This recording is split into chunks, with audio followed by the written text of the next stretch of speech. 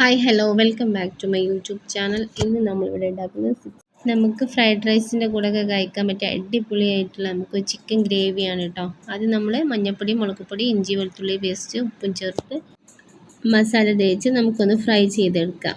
അതിനുശേഷം ആ ഫ്രൈ ചെയ്ത എണ്ണയിലേക്ക് തന്നെ ക്യാപ്സിക്കം, ഒരു തക്കാളി, ഒരു 2 ഒനിയൻ, ഇഞ്ചി വെളുത്തുള്ളി പേസ്റ്റ് എന്നിവ ചേർത്ത് നമുക്ക് നല്ല പോലെ ഒന്ന് വാട്ടിയെടുക്കാം കേട്ടോ.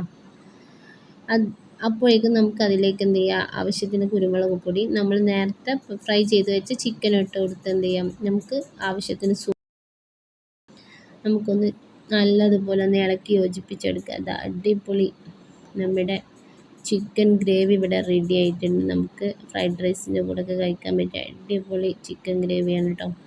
നിങ്ങൾ ഇതൊന്ന് ഉണ്ടാക്കി നോക്കി നിങ്ങളുടെ അഭിപ്രായം നിങ്ങളൊന്ന് കമൻറ്റ് ബോക്സിൽ അറിയിക്കണേ. വീഡിയോ ഇഷ്ടമായി സബ്സ്ക്രൈബ് ചെയ്യുക, ലൈക്ക് ചെയ്യുക, കമൻറ്റ് ചെയ്യുക.